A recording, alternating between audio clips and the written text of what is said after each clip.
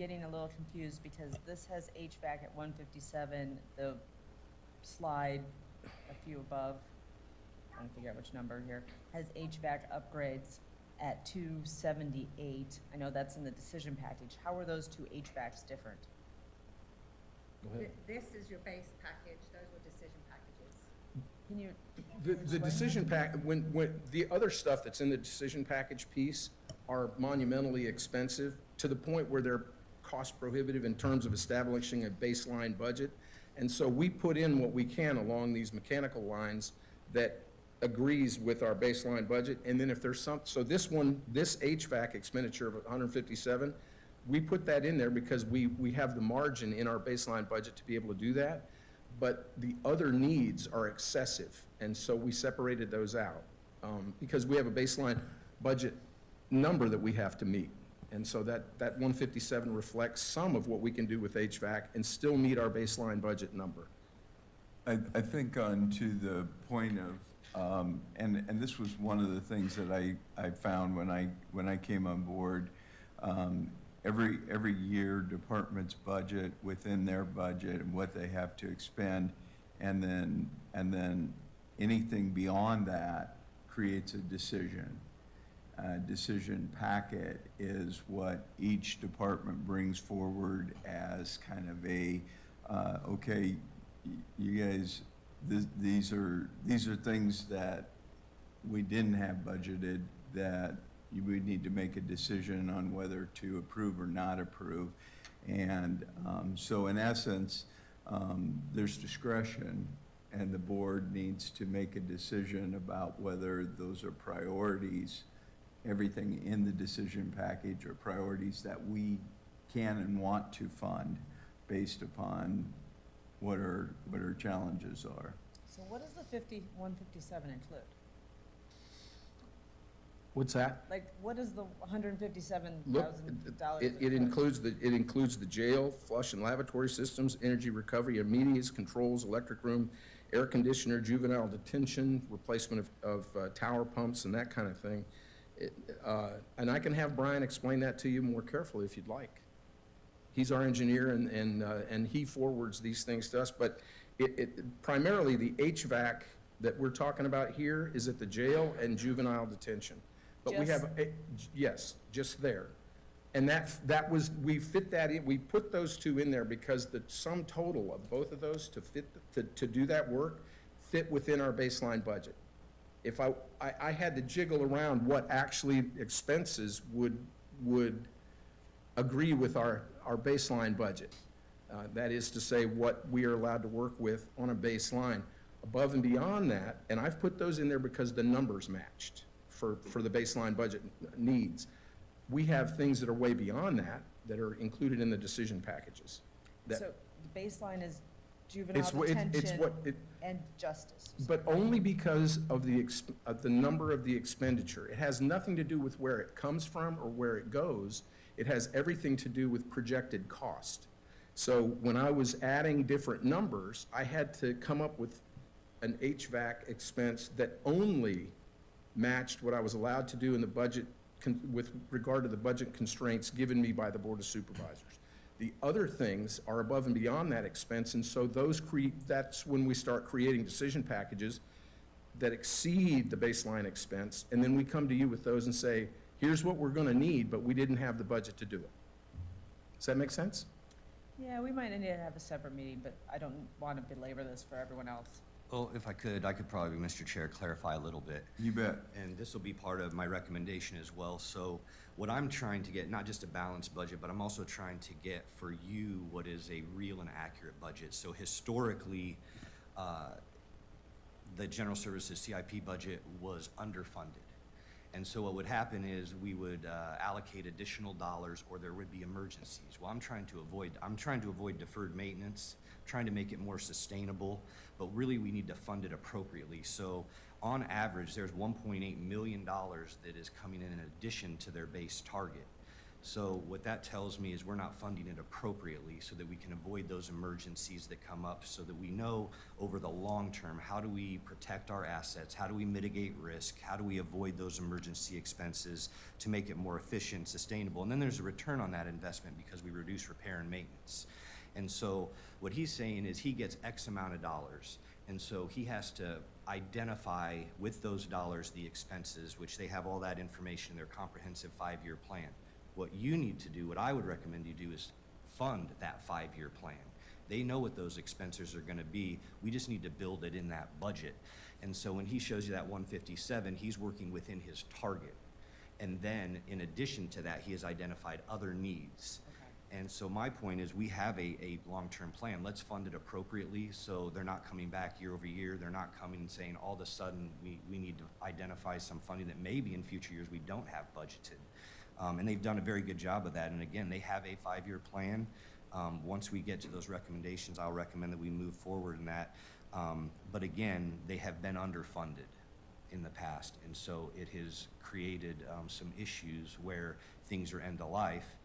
And we don't want to have service delays. We don't want to have supply chain issues. So I think dealing with it up front is a better approach. But you go ahead and continue on. So a follow-up on that, and that was something I was wondering, so if we fund the decision package, that's the 5-year plan? Like that gets us to buildings that are in tip-top shape, that we won't have to have that high of a decision package next year to get them there? It will increase their base amount year over year. So So as, it'd be ongoing, yes. it's not one time? No, that's how it had been done, but honestly, that's not sustainable. Okay, so I asked that. And so you need to know what the budget looks like. So when you look at big picture, when you talk about tax levy, when you talk about staff, when you talk Right. about services, this has got to be built in. So if we fund it, Mhm. then the baseline for next year is 157 plus 278. It would be that new base. That would be the base. So every year, that's what you think the HVAC is gonna take? There'll be peaks and valleys. It'll fluctuate. So for instance, Deb and I are working on reducing the vehicle budget by $300,000 to go to repair and maintenance. You won't have the same HVAC repair annually, but you're gonna have a different expense, right? So we can look at the actuals, we can look at the trends. In that 5-year plan, we know that we're not gonna have to do the juvenile HVAC every year, but we're gonna have a different HVAC, right? So we know long-term planning essentially what the costs are gonna be. Okay, so if we fund the decision package, then we have historic courthouse windows, so that puts 450,000 out there. We- But once those are done, why would that 450,000 continue, excuse me, That- continue to be the baseline? That specific expense won't continue, but there will be another $450,000 expense. So when you look at the 5-year plan, you'll see, so maybe there's historic courthouse windows in year 1, and there's admin building windows in year 3. What does your decision package equal? Ma'am, What is the total of your decision package? $2.4 million. That will be It's in 2,398,000. addition to the baseline. So we reduced it to 112,000, and we're adding 2.8 million. The baseline is an artificial number that, Okay. that they've been given, and it has not kept up with inflation. It has not kept up with aging buildings. It is not an accurate projection of what their true cost is. So, yes, they have a baseline, but that baseline, honestly isn't fair if we're gonna require them to maintain all these facilities. Because we've consistently added about $1.8 million Every year. over and above every year to the baseline budget. You're paying for it anyway. Yeah. But 1.8 million, not two, you said 2.8 or 2.4? I apologize, I don't remember. 2.4. 2.4. It's So then there's no- $2,398,000. We've repeatedly been paying 1.8 over baseline. On average.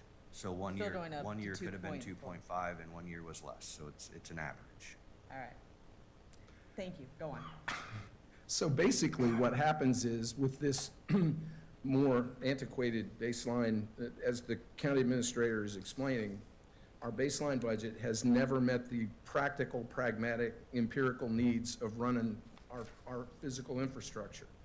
And what the county administrator and I and Carrie and Deb and others have had these conversations about the realities of all of this, Because the truth of the matter is, every year we start out with a baseline budget, and then we forever come back with 10 decision package requests. And those are all legitimate requests. They reflect real needs based on real-time situations. So we appreciate the fact that you're recognizing the fact that our empirical expenses typically exceed our baseline budget by an average of $1.8 million. Is that good? Okay. You can keep going, thank you. All righty. Would you like to speak to this? You go ahead. This basically, I'm not going to read this for you. I mean, that's basically what we're looking at. That's the requested base expense. All of you know that this is based on, it's a formula. It's not arbitrary. It's based on, depreciation formulas, number of years we've owned the vehicle, number of miles on the vehicle, the kind of treatment, if it's a pursuit vehicle, they typically end up getting beat up a little more than others. And so this is just basically kind of the formulaic response to this. Are there any questions on this one? And I will say that there has been a return on the investment they've made in their vehicle purchases. The repair and maintenance lines are across all departments, and we have seen a reduction there because we just have a healthier fleet. So they've done a really good job. The majority of the fleet is obviously the sheriff's office, and they run those cars hard, and so they're very expensive as well. But this is the healthiest our overall fleet has been since I've been here.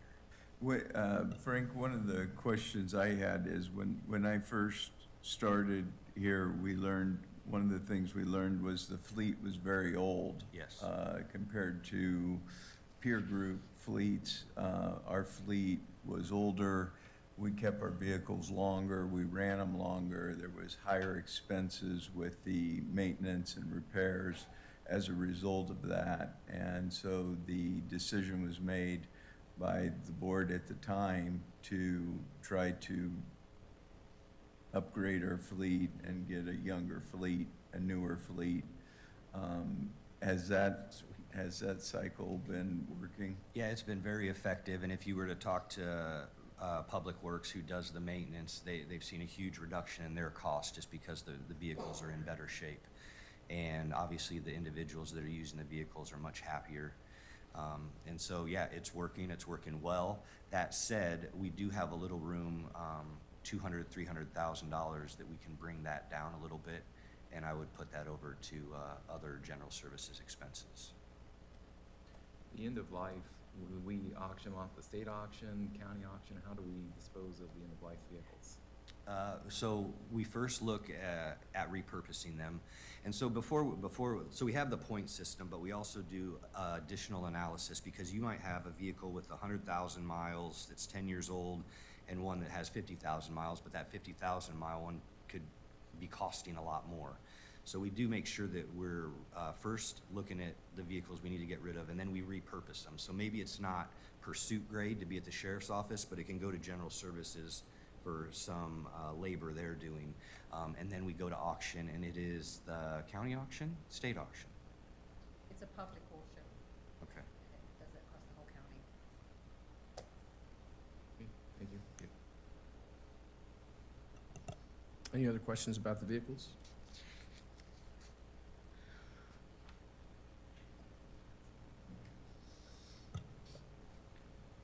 Recent accomplishments, and my hat is off to Tom Alessio and his crew. They really, really keep the ball moving, and they don't waste any time, and they don't waste any money. They don't waste any motion. Tom plans these things out well in advance. He's project director, project lead on everything we do along these lines.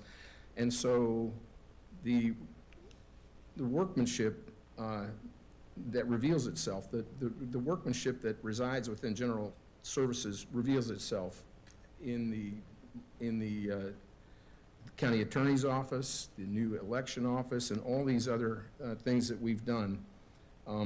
We had enough money actually left over. They did such a good job at the elections office that we had a little change left over, and we were able to put up a pole barn out back on existing asphalt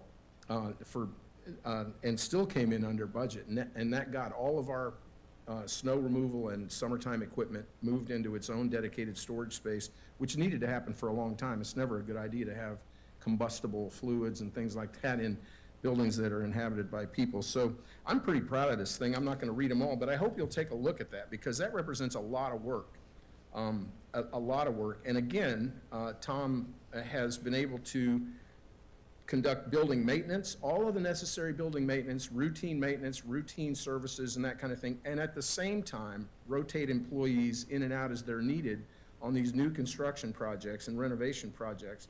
And it has worked remarkably well. It gives our employees an opportunity to really, really show their stuff, and and they're happy. They come to work every day and bring their A game, and we've, again, have saved the county a lot of money by doing this in-house. Are there any other questions about this? So if you see this next, that's a small example right there. We've always been a cleaning service, and we've always been a maintenance operation. We've always been an engineering group. That's been the same for a long time.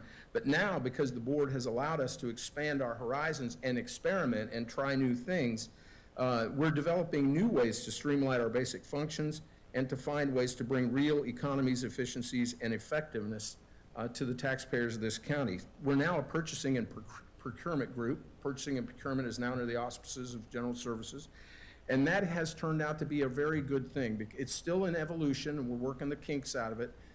We just underwent an audit through central accounting, and what we've done is decide that to take the data that comes forward from that audit and to figure out exactly what the auditors are going to call for from General Services. And we've revamped our purchasing and procurement procedures and our filing systems and et cetera, so that in the future, it's an audit-friendly, audit-ready procedure on our end. So when the auditors come to the county, we hand them a sheaf of papers, and they have everything they need to see what we've done. And it's all been done in terms of bidding, quotes, RFPs, RFIs, and all the other things. We now have a system in place where we really protect Polk County in terms of how we're doing business with the outside world. And I'm very proud of our group for doing that as well.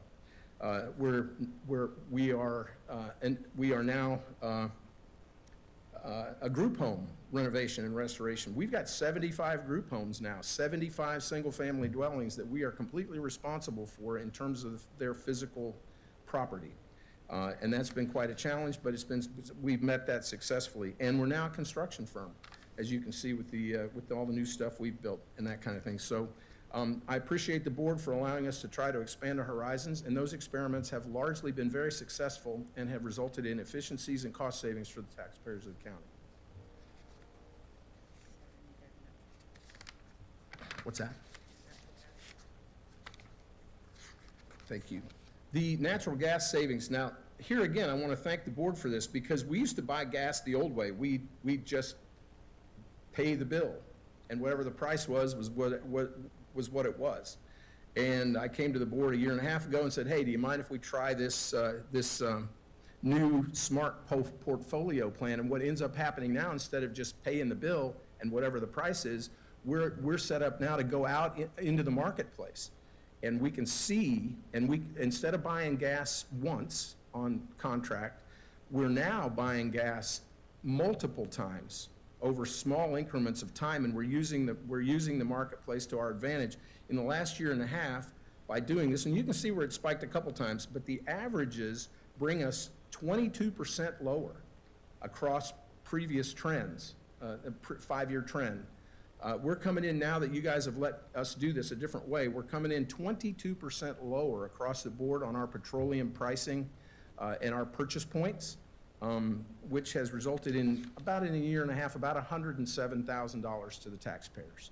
It's worked out nicely, and it will continue to trend that way, because that's just kind of the trend average. So we're gonna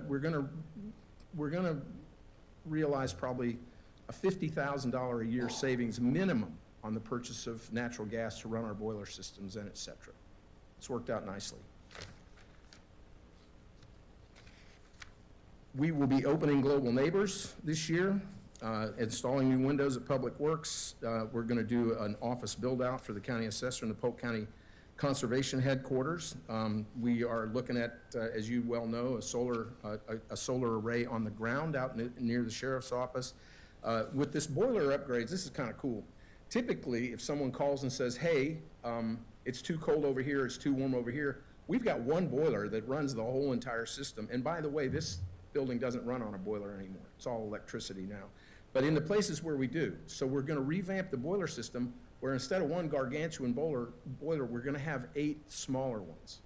And that allows, and that allows for us to make adjustments in any given boiler that operates some rooms, some series of rooms, or one portion of a building, or this one does this building and this one does the other. That's going to give us greater opportunity to meet, to keep people comfortable in terms of temperature and air filtration and that kind of thing. But it's also going to allow us to diversify a little bit, and we'll be able to save some money by not just cranking one giant boiler all the way to the top. So this is a good thing. If you have other questions about that, I'll defer to our engineer, Brian Ost, right there.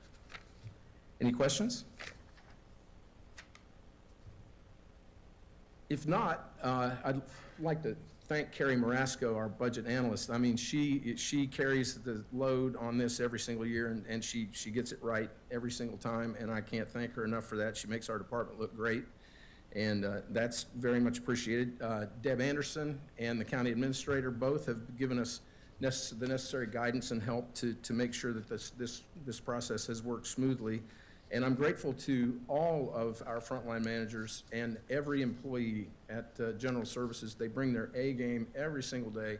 And all of these nice new things that you've seen, the election office, over at the new, at the county attorney's office, that only happens that way because we have such highly skilled, conscientious, and deeply involved employees who care about their work.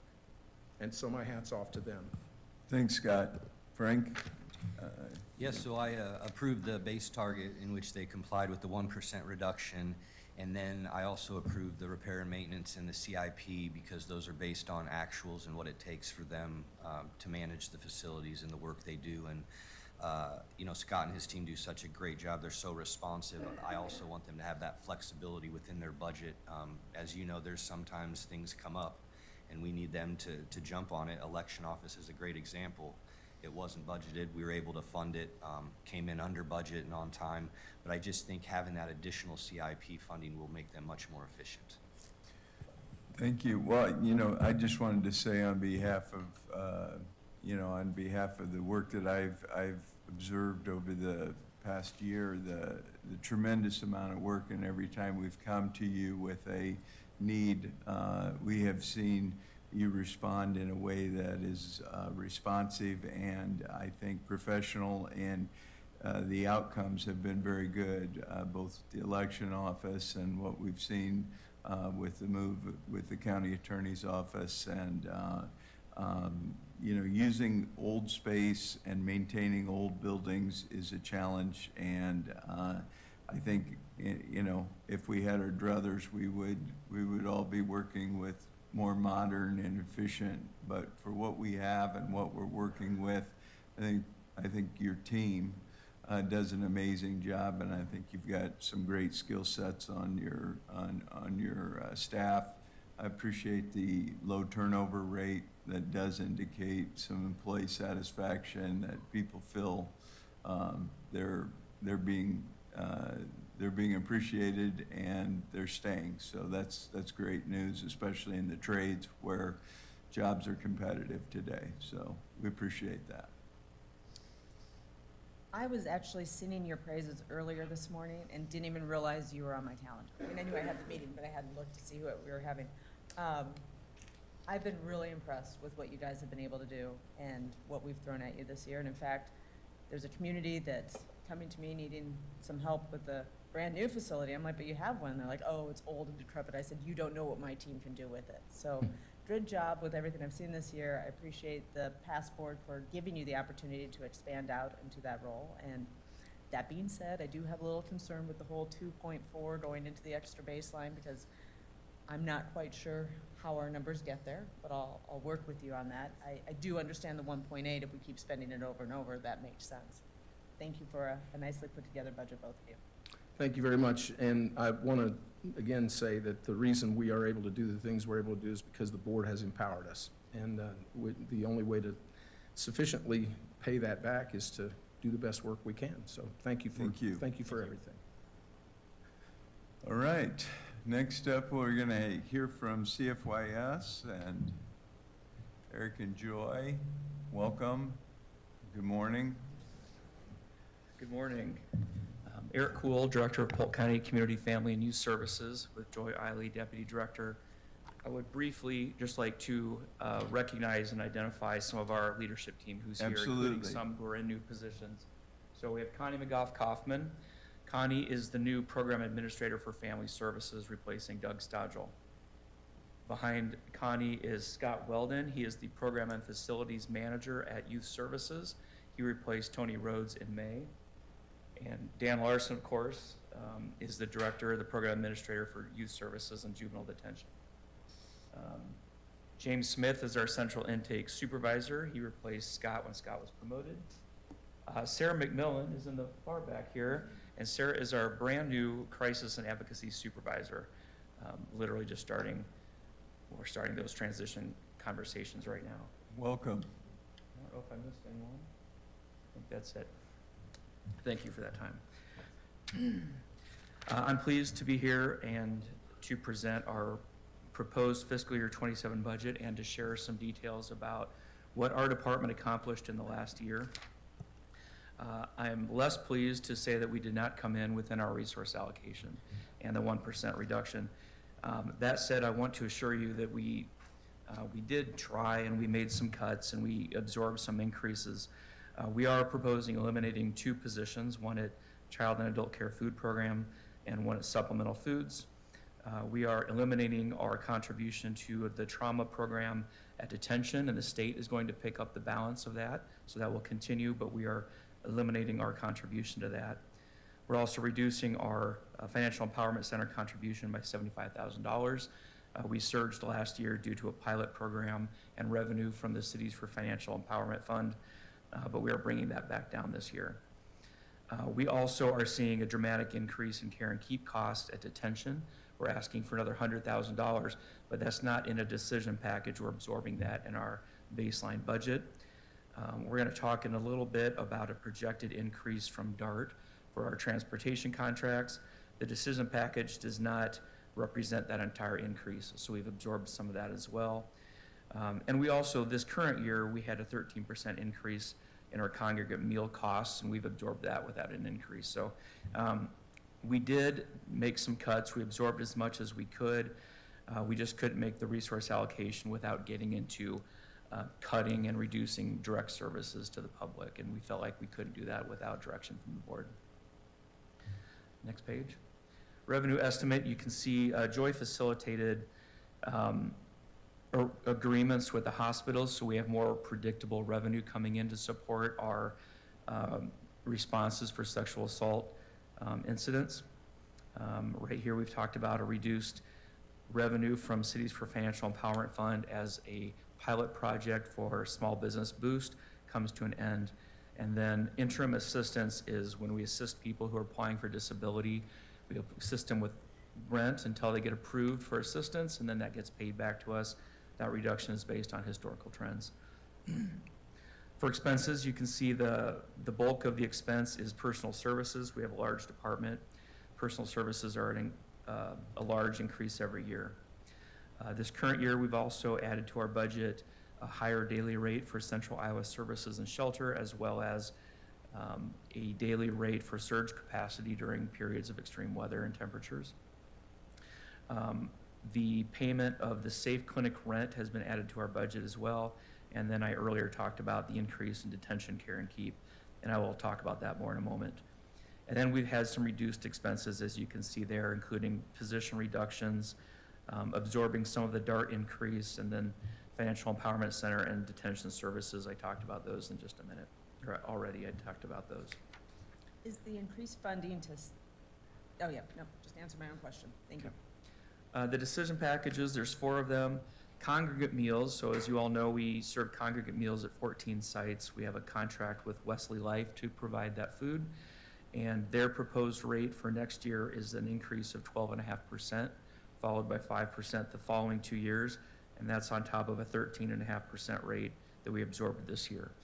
What's driving that? Food costs. And we are going to bid that to test the market, to do our due diligence. I'm not sure we'll get a better rate than that. Our detention costs are going up as well. As I understand it, the jail detention costs are going up, food costs are up. And that's the primary driver of that increase. So we'll bid it out, we'll see what we get, and hopefully we can get a lower price. DART is proposing a 30% increase to the rate we pay. So we pay DART for group rides to our congregate meal sites for low-income seniors, I should say, and then paratransit individual rides for disabled adults and low-income seniors. That's a pretty significant increase in their rate. Are they increasing that for everyone? I mean, is that just what their rates are going up 30%?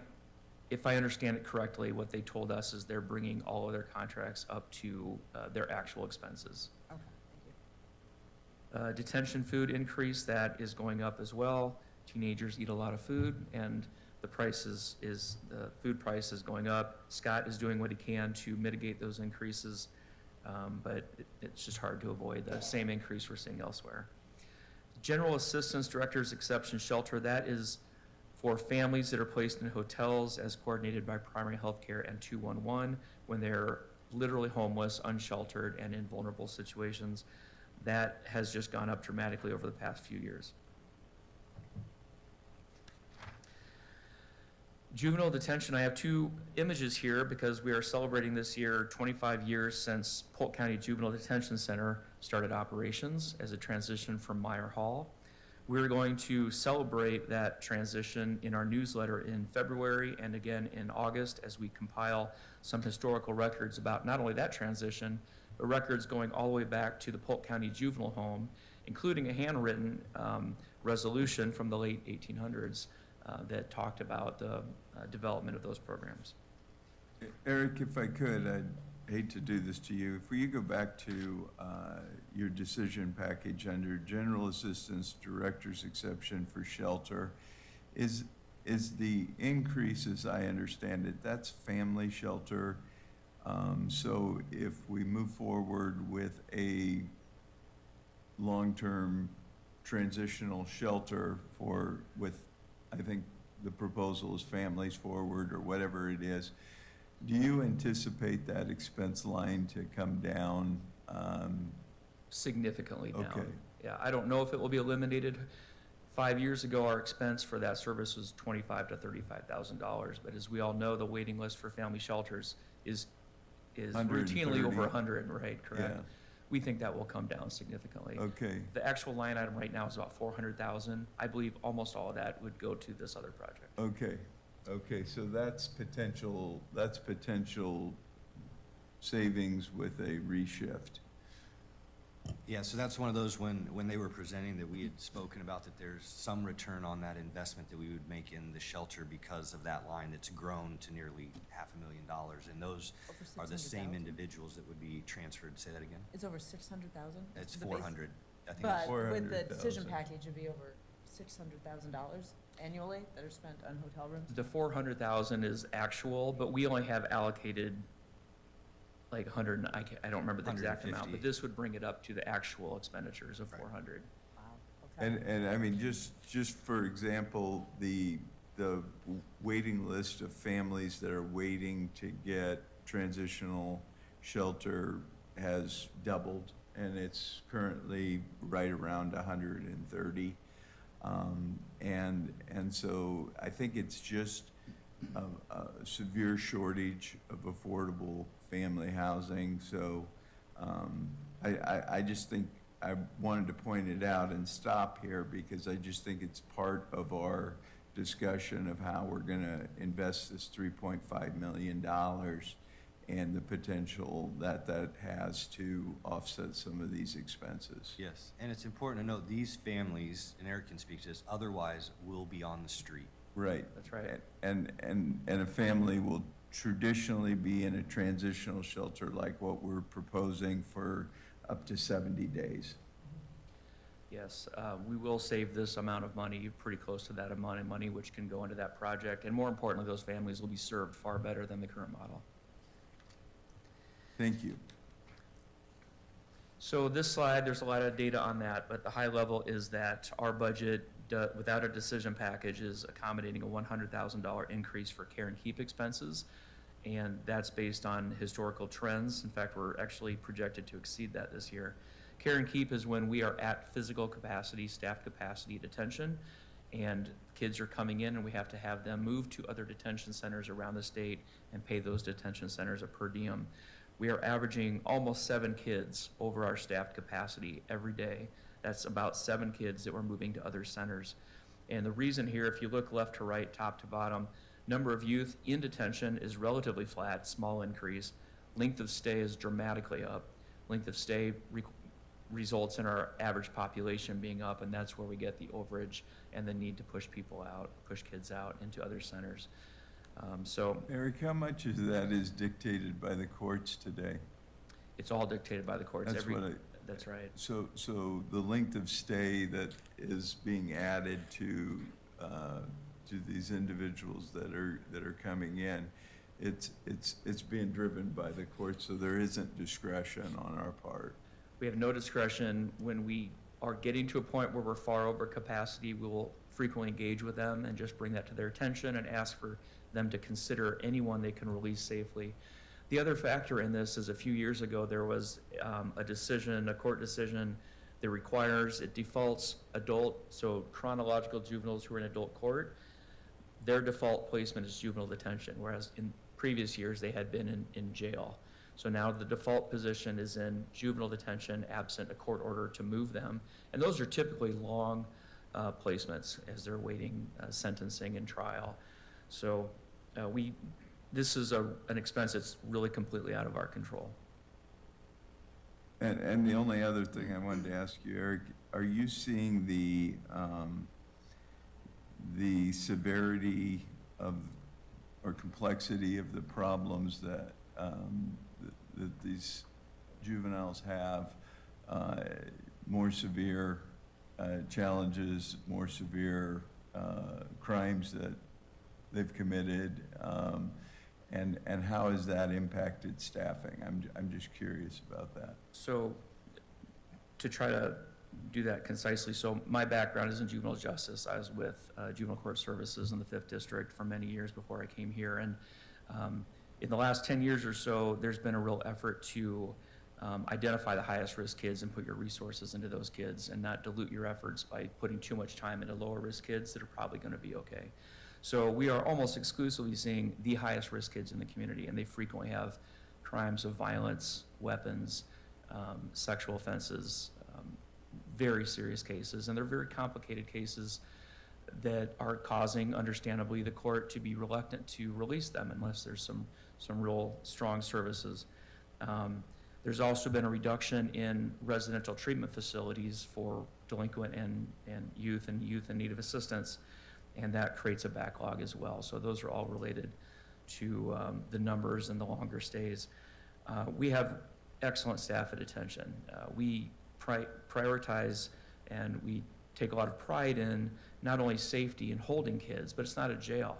You know, we really prioritize child welfare, the child experience. We were the first detention center that I'm aware of that introduced trauma services in detention in recognition of these kids, you know, frequently 50% of the time or more having traumatic childhood experiences.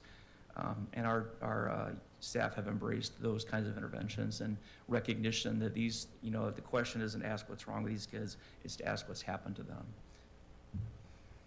And Supervisor McCoy, to your point, if you look at the number of youth and the ADP is relatively flat, but the length of stay has basically doubled. So that's telling us that the seriousness of offenses is much greater. And so the court is wanting them to be held longer because of those offenses. Right, and obviously that has an impact on staffing. That's so right. I'd like you to address what you're experiencing. We've had trouble recruiting, we've had trouble with retention. How are you seeing that play out? So, and it'll be addressed on a later slide in specific numbers, but more generally, it's a challenging environment for hiring and retention anyway, because it's a 24/7 program. It's in a secured building, and that's just not for everybody. And then you add in kids who are, have a trauma history, who have poor emotional regulation, who are aggressive, where there's, conflicting gangs in there, and there's sometimes offenders and victims in the same center, even though we separate them. That's a lot to track, and it's very volatile at times. And, we don't want to further traumatize kids. So I think our staff, Dan and Scott and all of the staff, do a really good job of really prioritizing a calm center that's affirming and helps prevent escalation, but also supports de-escalation. On the opposite side of the increased care and keep expenses is impact. So we have an intake center at detention where upon arrest, law enforcement officers can bring kids to central intake while a decision on holding or releasing is sorted out, rather than the police officer sitting on them and not being able to get back onto their route. Intake also runs our home supervision program called Impact, and that is for youth who are in detention who meet the criteria for detention, but a judge allows them to go back to the community with supervision by our staff. This reduces our detention population by about 9 kids a day. So care and keep costs would be about double what it is now if we didn't have that external supervision. We would be about 16 over capacity every day. Instead, we're only about 7 over. The other really impactful thing about this program is these are youth who have been in patterns of behavior that are harming others and getting people into trouble. And this is a chance for them to turn their behavior around and earn a better disposition. And our staff do a great job of supporting that. General assistance, we provide through general assistance emergency financial assistance for people who are otherwise sustainable living situations. I highlight that because sometimes, in fact, frequently we get people who have legitimate need, but their predictable income does not meet their expenses, and if we were to help them, they would simply get evicted the next month anyway. That reduces the amount of funds we have available to help people who can sustain. So the approval rate is actually quite low, but the assistance provided is very important. We're seeing about 1,000 people a month through this department. We also help senior applicants at a higher threshold, so there's a higher income level, and we also help them with a higher level of assistance in recognition of those fixed incomes. For senior assistance levels, we put out about $87,000 last year. And I forgot to mention this earlier, but that is something we've absorbed in our general assistance, general shelter budget. Originally, there was some funding attached to it, but right now we absorbed that in our regular budget. Congregate Meals for Seniors. So this is a wonderful program at 14 sites where we serve a fresh hot meal to seniors. We served about 180,000 meals last year for about 3,400 seniors. The number of meals we serve, the number of participants is relatively steady. The food costs are continuing to rise, which I've addressed. We're likely to do an RFP. One interesting thing about this is the Central Community Center also is celebrating 25 years this year. We will have a feature in our February newsletter, and just to tease the newsletter, the Central Community Center is currently on a site that used to be occupied by a nightclub called So's Your Mama. So look for that newsletter coming out in February. Giddy up. Senior service with the congregate meal sites, not only do we serve meals, but we have blood pressure, foot care, and exercise classes, and those are very popular and very important to senior health.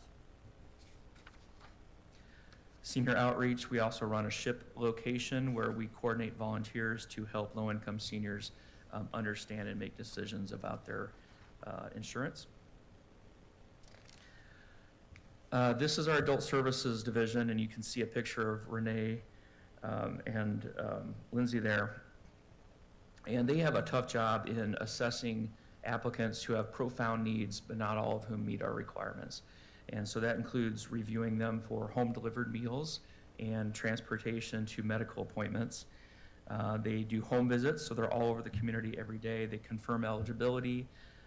They are really diligent in making sure we're considering all alternatives to the county service before we approve someone. And when someone isn't eligible, they do a lot of work navigating community services to connect those seniors and disabled adults with other services. This is the business unit where we are seeing an increase for DART.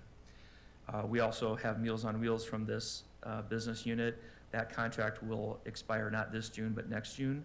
And given that it's a food-based program, we would expect an increase at that point as well. We serve free community evening meals at 4 of our senior centers, community centers, Norwoodville, South, Central, and West. We have seen a pretty sustained and consistent decrease in participation at these meal sites, primarily at West and South, but also a little bit at Norwoodville and Central. This was part of the broader community effort and Polk County effort to inject food programs in the community. We just haven't seen a lot of participation in recent years. In future years, this could be something we talk about if we need to keep funding or if we need to roll this into our congregate meal contract and potentially reduce it, but I'm not recommending any changes this year. For supplemental foods, this is a USDA program where we provide seniors, low-income seniors, with a monthly food allocation through delivery or through shopping at our store where they have some choice. We have seen our allocation numbers come down in recent years due to federal reductions. And in this business unit, we are recommending eliminating one staff position. Mike Myers is a supervisor there, and he is a really creative leader who has been able to find some efficiencies in regards to the calls and contacts we make with seniors to inform them of the delivery schedule. And in both supplemental foods and the food pantries, we also host temporary suitable work positions. And we pretty frequently have those positions full, and that is allowing us to reduce the staff from our budget. Our food pantries, we rekindled our relationship with Food Bank this year after being off for a couple of years, and that has increased our inventory dramatically. We still have a partnership with DMARC, which provides most of our inventory, but this Food Bank partnership has been fantastic. We've gotten much better protein, in particular milk, eggs, meat, cheese. We also struck up a relationship with Caring Hands this year, and that's been great for food rescue. In fact, we get so much food rescue from them. We redesigned the floor plan in our pantry to route people in a different way, and in particular, ready-to-eat food. So food you don't have to go home and find a can opener or heat up, in particular, if you don't have those utilities. It's been a wonderful addition. Thank you. Do we happen to have like a microwave there?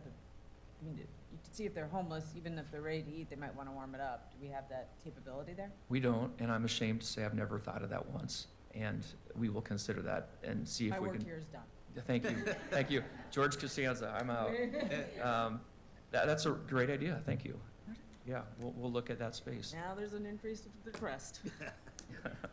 We would like to make a decision package for a microwave, please. Yeah, that's right. Crisis and advocacy, so I introduced Sarah McMillan, who doesn't really need an introduction because she's been around for a long time and is such an important part of the work in this space. She will be taking over as supervision. This is obviously, continue, just emotional work in all hours, supporting people in their very worst moments. So. Yes. Child and adult care food program, so this is putting healthy food into growing bodies. And we work with daycare centers to educate them on providing that healthy food for the kids in their care, and they in turn get reimbursement for their food costs. So it's not necessarily new income, but the reimbursement is important revenue for them, and in some cases earning hundreds or thousands of dollars a month to support these small businesses. Family Enrichment Center, this is a family development and self-sufficiency program through Health and Human Services. Our case slots are down slightly, but you can see that the number of refugee families we're serving is dramatically higher. This is a really complicated program with a lot of dotting the I's and crossing the T's, but the heart and soul of that is helping families who are really desperately trying to survive and eventually become self-sufficient. You can also see, by the way, from one of those images that for families that do stay with us for the duration, they leave with significantly higher monthly income. property tax suspension and redemption. So this is a program for low-income seniors that it's based on income as well as a limit on property value and a limit on assets. So when we are able to suspend the property taxes, or in some cases redeem them if they've already gone to tax sale and are at risk of losing their home, that frees up money for monthly budgets to pay for things such as medication and food and basic needs. We are currently providing that suspension to 215 seniors. Their average income is $16,677 with an average property value of just over $130,000. So these are people who would likely not be able to remain in their home if we did not suspend these taxes. Further, upon sale or transfer of the property, suspended taxes come back to us. Suspended and redeemed taxes come back to the county. Occasionally, some of these houses might lose so much value, there's not much, but we're getting almost all of that back.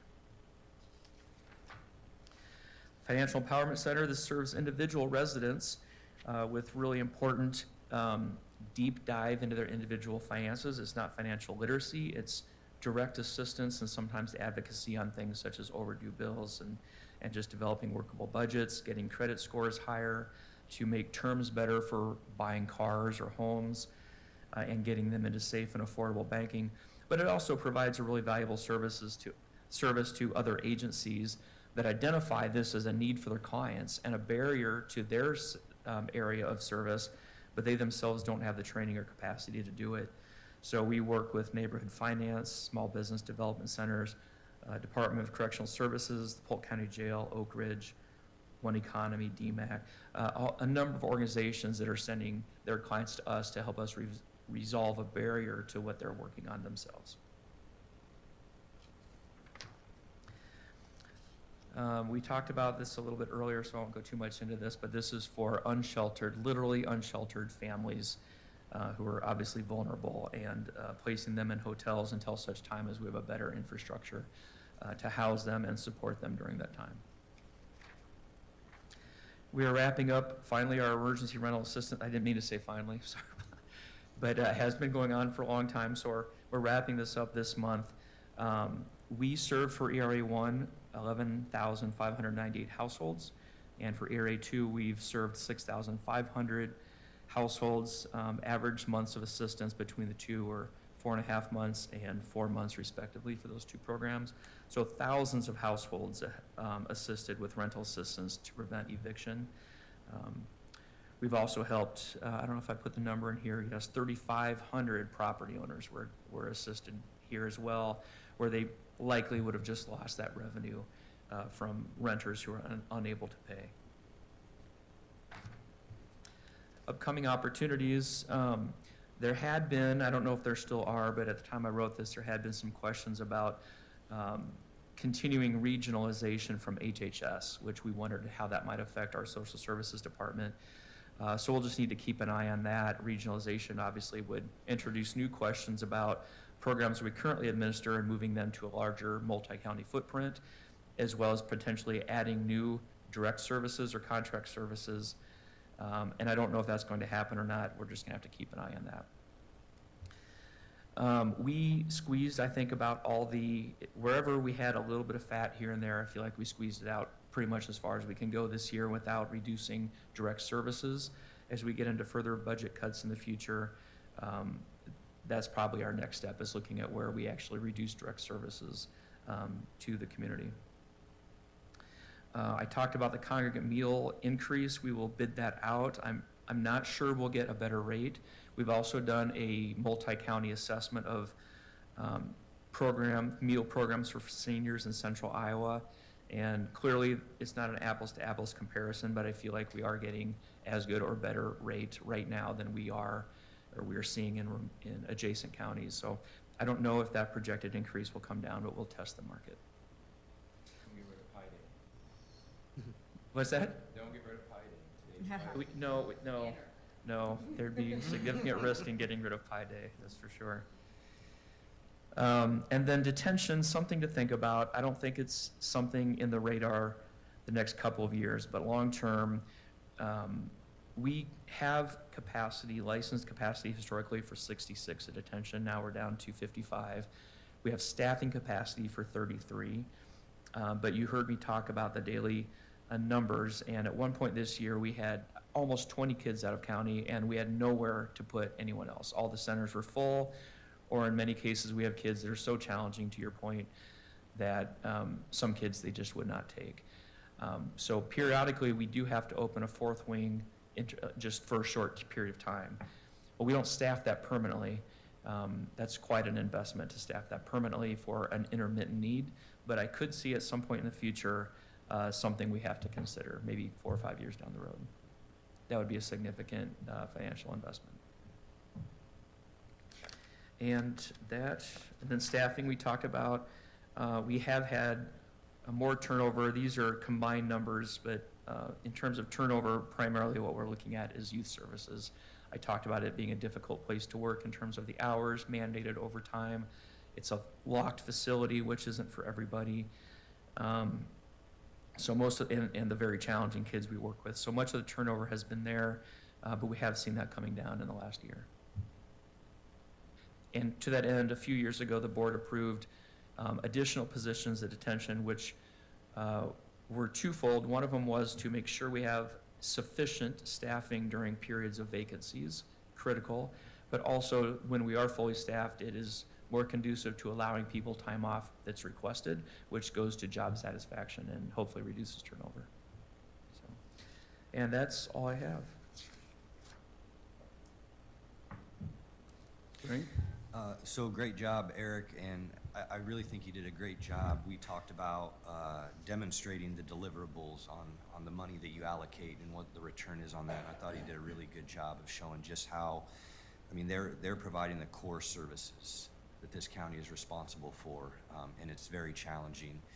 And so I approved the base target. They complied with the reduction.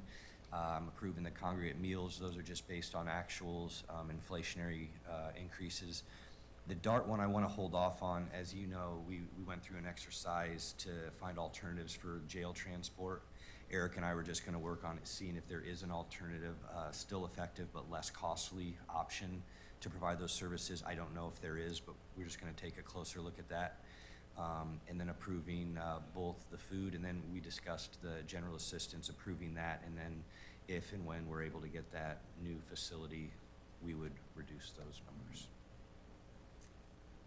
As always, Eric and Joy, we appreciate your leadership, appreciate the team of people that you have doing the important work that really represents the best of Polk County every day. And these are tough jobs, and they're put in challenging positions every day. Our employees that work for you, serving people that are otherwise marginalized or challenged, and so we appreciate the mission that you help us carry forth, and thank you for your work.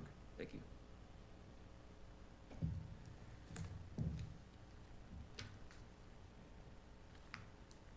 Next up, we have Polk County Emergency Management. AJ Mom, our director, will be presenting today. Good morning, AJ. Good morning. Welcome. Thank you. I just want to take the opportunity to thank Eric and Joy. We have a lot of great partners. Community Family Youth Services are at the top of that list.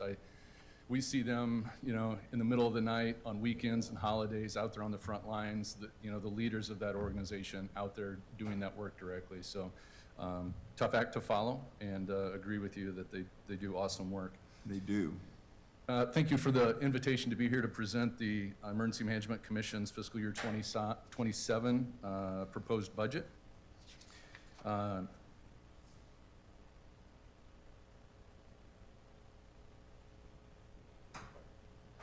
We'll get into this, and I know we're nearing the end of our session this morning, so I'll be swift. You just take as much time as you need, AJ. I appreciate that, Mr. Chairperson. So thank you and the board for allowing that. Starting off with our current versus requested, you see approximately 15% increase. We're a very personnel-heavy organization. There's only 7 of us, but that is by far the majority of our budget. Out of that $889,000 that you see there under fiscal year 26-27, $850,000 of that would be under the general supplemental budget. The remaining $39,000 would be for, would be received through a federal grant called Emergency Management Performance Grant. Under the operations line item, you see 479,000, well, exactly 340,000 of that would be required to satisfy the contract that the Board of Supervisors has with the City of Des Moines for hazardous materials services countywide. So that's a significant portion. Another $61,000 of that 479 is related to a hazard mitigation grant, which would be received from the federal government. And then the remaining $78,000 would be for supplies and services for our agency.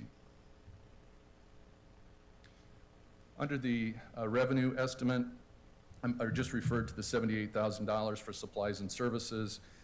Supplies would be about 11,500 of that.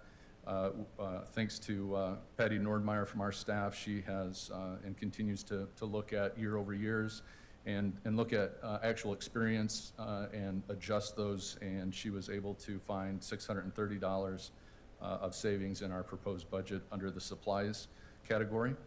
And under services, $66,000 for services, and she was able to find $1,745 in projected savings under our services category. Under the services, there are a few of those that kind of stand out. Obviously, insurance cost is the largest. It's $26,000 of that 66. So insurance remains to be one of our highest service categories line items. Maintenance agreements of about $10,000, and telephone services through IT is about $9,300. We'll point out the $51,000 there under the Department of Homeland Security Hazard Mitigation Grant.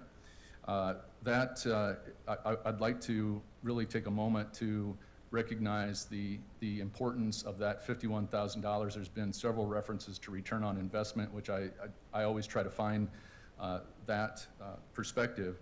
And so for that $51,000, it's to develop a regional of both Polk and Dallas County. We'll be working with Dallas County to develop that hazard mitigation plan.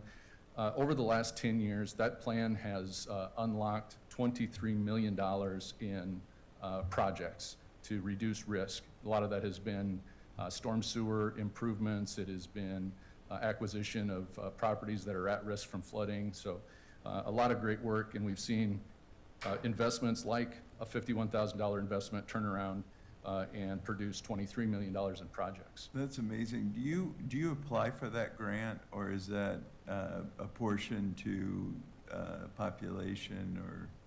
We apply for that grant through the state of Iowa. Okay. After every federally declared disaster, the federal government allocates 20% of what those costs are back to the state. And then the state uses that pool of money to both do mitigation planning and mitigation projects. And the plan is required, and projects are required to be in that plan in order to be considered for funding. On the expense side, $61,000 was the total mitigation planning cost. Of that, $51,000 was received through the grant we were just discussing. Under personnel services, $58,000 you see there, and $39,000 of that is received through an emergency management performance grant.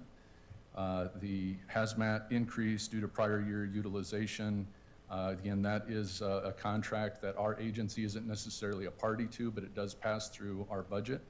And between the City of Des Moines and Polk County, the cost for that contract is expected to go up $25,000.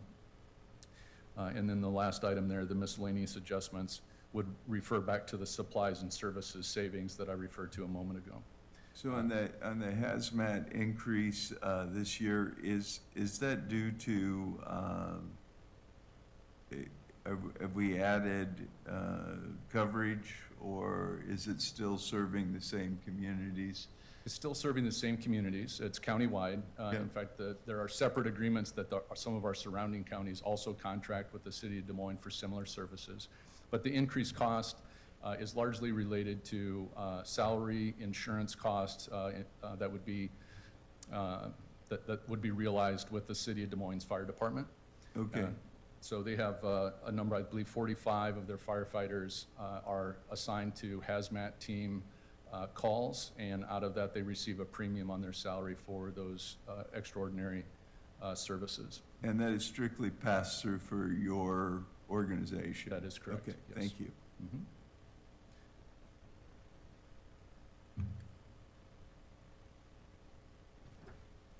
On the full-time positions, you see there that we had been at 6 for several years and added a resiliency coordinator to take on a variety of things, but primarily related to the Central Iowa and Des Moines Area Healthcare Coalition, working very closely with the Health Department on that.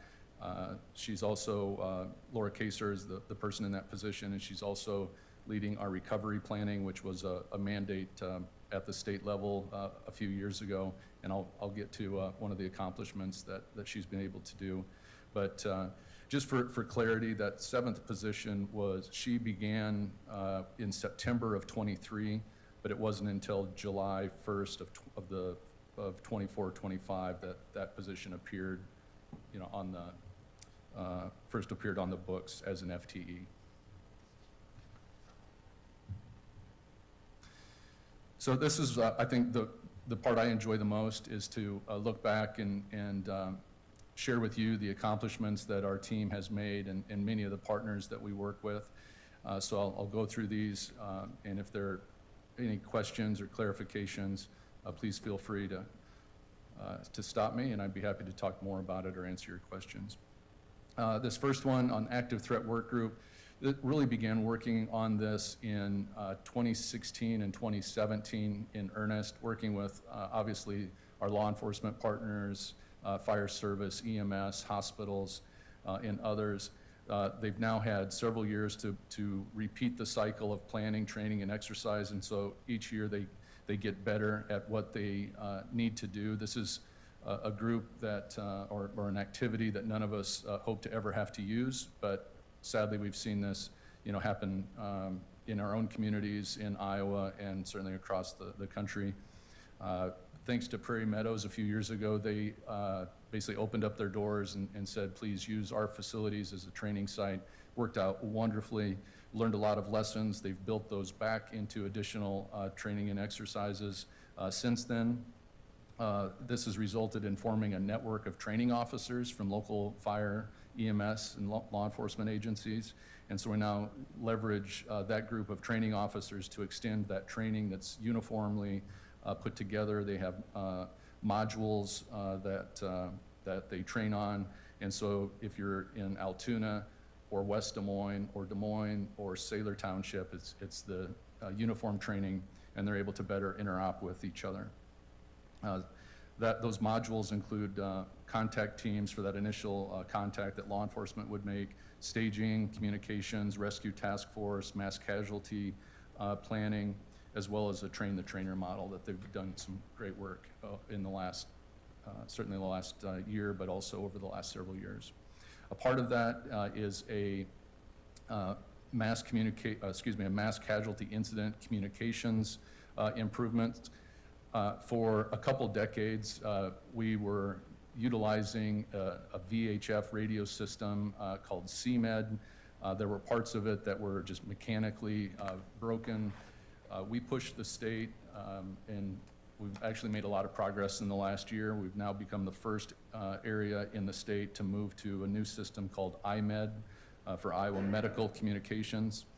And that really enhances pathways and real-time communications, not only between our 3 local public safety answering points or communication centers, but then also to the hospitals in the metro area. So they have real-time communication. We have communication from the scene using a liaison that can connect back to not only the dispatch centers, but also to the area hospitals, so the hospitals are prepared to receive the patients, and just really it has enhanced our ability to communicate across the metro.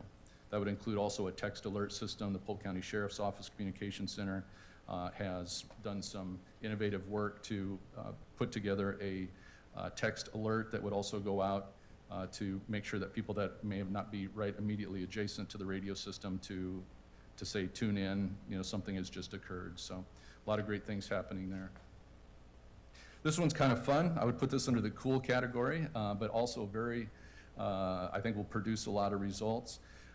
Working with Iowa State University, they applied for a National Science Foundation grant last year. They were successful in that application.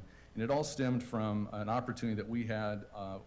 We had a ISU student intern working with us, and I was meeting with his advisor, and we got to talking about some different things. And do you all remember the Choose Your Own Adventure books? When we were kids, I always found those interesting. And so I was talking with a professor about, the ability to, do more innovative exercising of decision-making and kind of using that Choose Your Own Adventure style.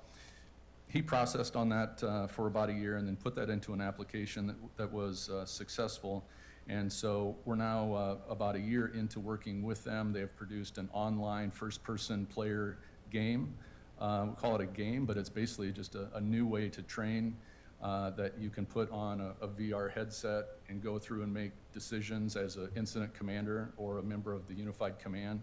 And those decisions lead to being faced with other decisions and so forth. So, and they're expecting to bring that statewide and nationally. So kind of exciting, cool thing that I never thought, 10 years ago we'd be involved in, but it's starting to produce some results. The picture you see here is from the Iowa State Fairgrounds this past year. The officer there is closing what's called a Meridian barrier system. We received a equipment grant from the state to have, we have a couple of these in Polk County, and they are a deployable, movable barrier system.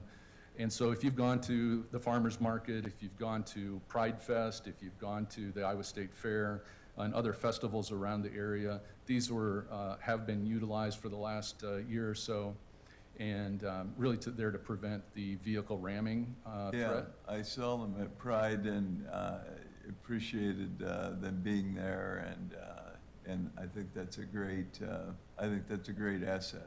Absolutely. Yeah, they come on a trailer. I would tell you the engineers behind it is some amazing equipment. And again, hopefully this is one of those that we hope never to be used, but a couple years ago at downtown, the night before the farmer's market, there was one that there was a pursuit that ended up down at I think 2nd or 3rd and Court, and did stop that vehicle. So again, just another asset that is available to all of our partners and the communities we work with across Polk County. This past year, able to put the final draft in front of the 911 Service Board for a comprehensive fiscal policy. This then guides the receipt of 911 funds. The allocation formula is clearly documented on how those about $2.9 million in surcharge funds are received and distributed to the 3 area PSAPs, but also designates a catastrophic reserve fund and joint projects as part of that. And as we saw last year, the legislature in the 23rd and a half hour of the session passed legislation that required the local PSAPs to pay back money to the state. And so that catastrophic reserve unfortunately has to be used here in order to not see a real reduction in what our PSAPs will receive. So that policy is already paying dividends. Also with the 911 Service Board, they've achieved some cost savings in combining training, and so there's some purchase power there that at the 911 Service Board level is able to achieve and pass those benefits along to the individual PSAPs. It's also saved on combining professional memberships and state service contracts. I think you heard from the sheriff the other day about the savings that they were able to achieve by using a state service contract for 911 lines. That would also be under that same category. Our resiliency coordinator, one of her primary responsibilities is working with the Des Moines Healthcare Coalition. They've built a great network. They've shared tremendous, importantly, information. They've been able to be the group that puts together joint media releases so that our area hospitals have some uniformity. And we're seeing that right now with the flu increase. So that group works together at least on a weekly basis.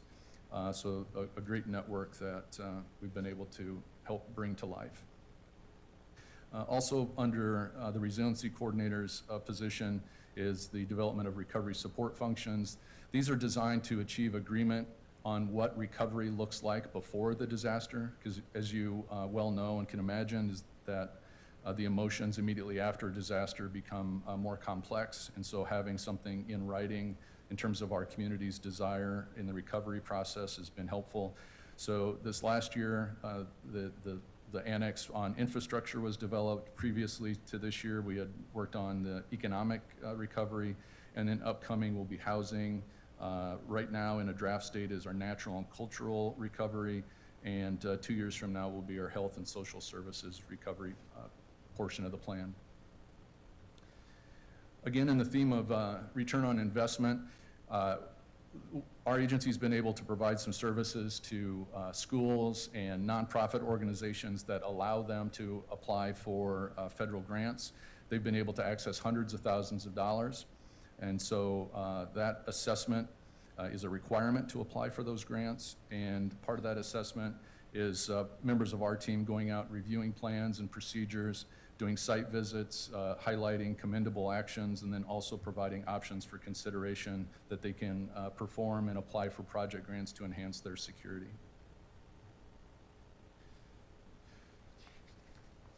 On the exercise front, in the past, in the 2025 calendar year, we have designed and supported 17 different exercises. These would benefit groups like the Des Moines Waterworks, Federal Home Loan Bank, Adventureland, Pleasant Hill, Des Moines Healthcare Coalition, the State Fair, On With Life, both campuses in Ankeny and Polk City. We've done a couple different wargaming, it's called, with our emergency operations centers across Iowa, active threat work groups that I mentioned, and then full-scale exercises with the 71st Civil Support Team and One Oak. Excuse me. On the training side, 24 specific trainings that were offered over the last calendar year. These include 10 lunch and learns. They've become very popular. Just a quick hour over the lunch break that people can come in and learn about some different activities. We bring in different partners to showcase what they're doing in our community.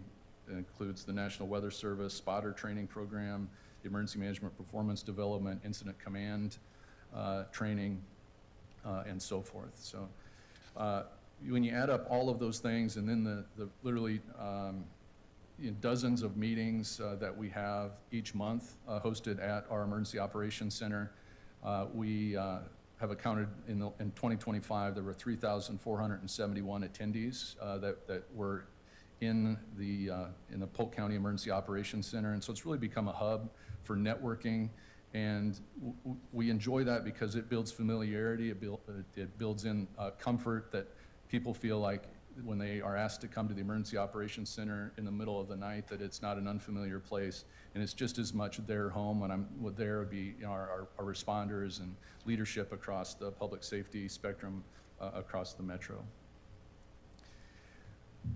In 2025, our agency responded to 110 incidents, and you see there the numbers, largely fires, both single-family residential, multifamily, and commercial and industrial fires. And so those numbers were down about 20 from the previous year, which is a great thing for all of us.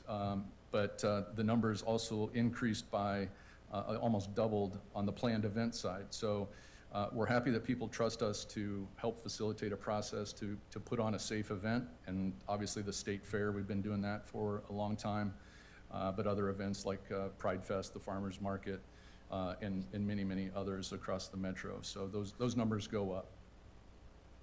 All of this, everything I've mentioned here is possible because of the people you see here on this slide. It's this team that is putting in the hard work, that is, making these activities come to life, and really the relationships that they've built, the trust that they've established with all of our partners is what really is the main theme that I'd like to get across. So Dutch and Patty are here today. Also want to thank the executive committee of the commission. They've been tremendously helpful. They've been just a really trusted entity to guide and to just support the emergency management program across Polk County. So I want to make sure I thank them. I'm going to wrap up here in a minute, but I first wanted to this number really stunned me when we ran the numbers. I knew it was going to be significant, but we've seen over the last 10 years a 2,400% return on investment. So if you look at the in this period of 2015 through the end of 2024, $5.2 million of local taxpayer dollars invested in the emergency management program. We've been able to achieve a return on every single one of those dollars as returned $25, and we've been able to bring back to Polk County over $129 million in that same time period. So I think it's very remarkable, and again, it's the hard work that not only our team does, but the great network of people we work with across Polk County in all of the communities as well.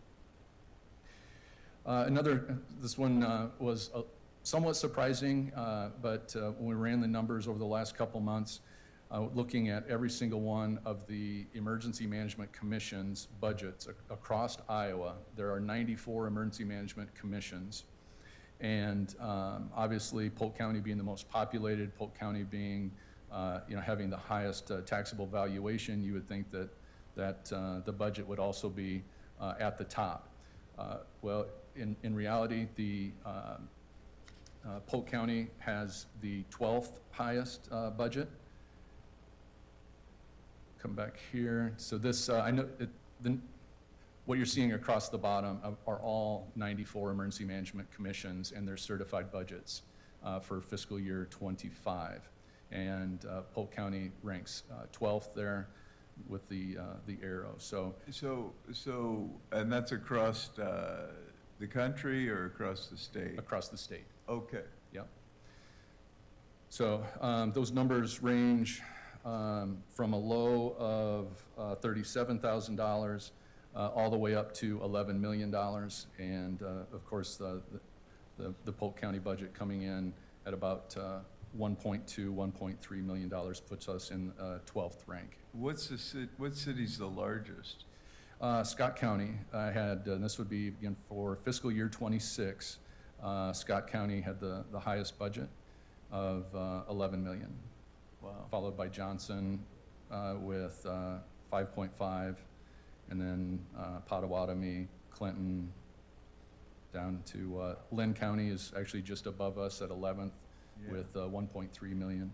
Yeah. And then Polk County with last year's certified budget was 1.226 million. Okay.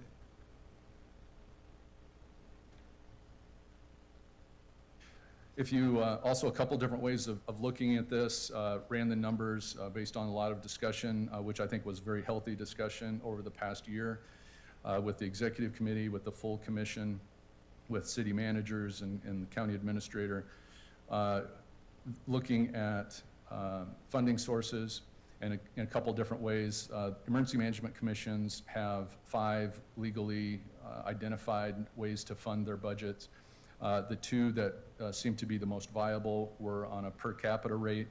And if you look at, again, this would be for fiscal year 25 numbers, that Polk County had the second most cost-effective budget operation program across the state.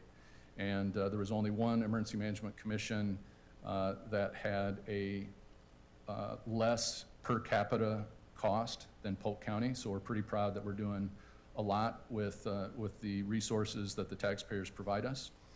And if you look at it on a millage rate, which was another option that the commission has available to it, the numbers would be very similar, that Polk County, again, the second most cost-effective operation or program in the state of Iowa. On the per capita basis, Polk County comes in at $2.34 per capita. And at a millage rate, and I'll give you the median for the state of Iowa is $11.79. So we're, even a third of the median of those numbers. And on the millage rate, for last year's numbers would be 3.3 cents per thousand, and the median is 14 cents per thousand. So again, a very similar ranking there as the second most cost-effective, and by far less than the median. The average, if you're interested in these numbers, is 26 cents per thousand. So I think that, again, we'll always be on the lookout for doing things better and cheaper without, reducing services. But we think we're in a very good spot of providing a lot of value for the resources that we have. So near term, we'll continue to work through our active threat train the trainer sessions.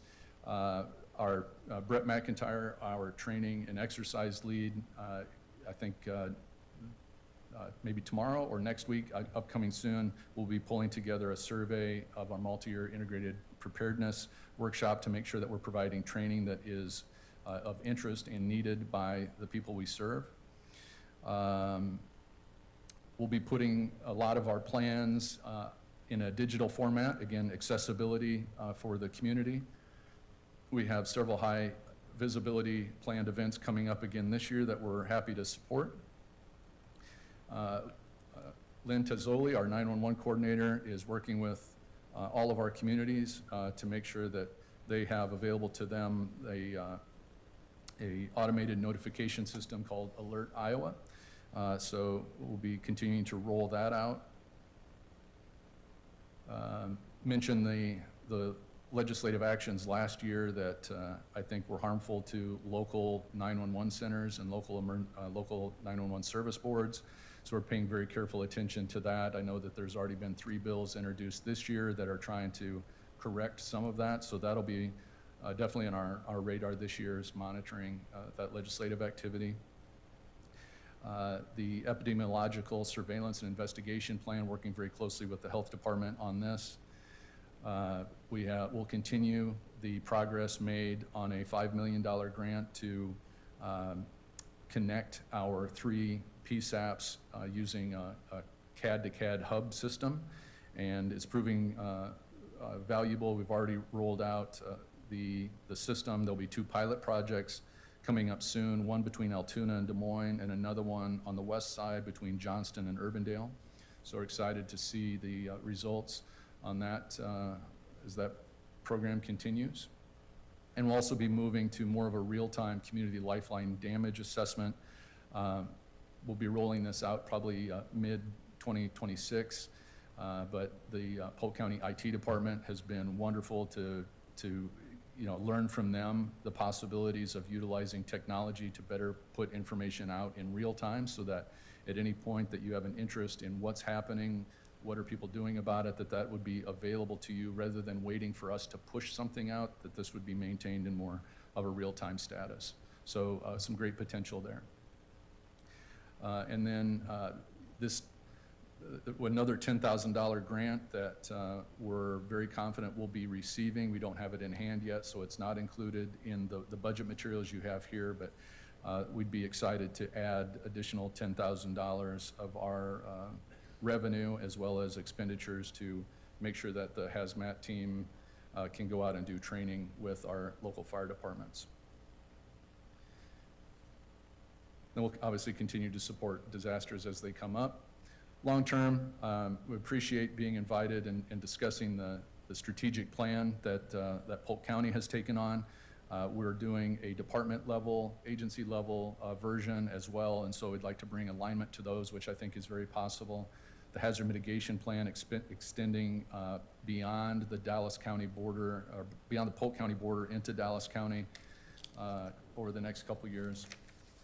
The Common CAD system, I think, will be great. It will save money long-term. It will achieve greater interoperability between our responders, make sure those out on the street have better access to information regardless of which jurisdiction they're in and how they can help one another. That real-time situational reporting that I mentioned, again, working with IT and creating dashboards that provide a better, more efficient view of what's happening. And, you're aware of the air show. I know this seems like a long ways out in May of 2027, but I just met yesterday with the air show committee. They are asking emergency management to chair the safety and for the joint event action plan development for the air show and be a part of unified command with that. So there'll be a lot more to come on that, but another exciting event that will help make sure is as safe as possible.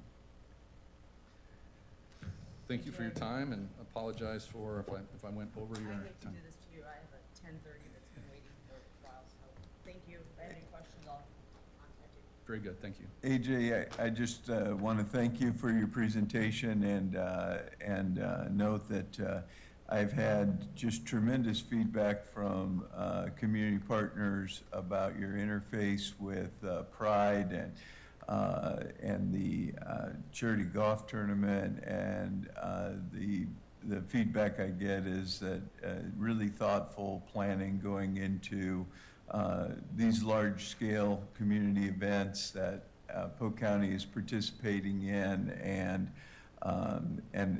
I just want you to know we really appreciate that forward-facing front and the thinking about how we respond to situations like lightning at a charity golf when you get, thousands of people out on a golf course. So thank you. Happy to do it. Appreciate it.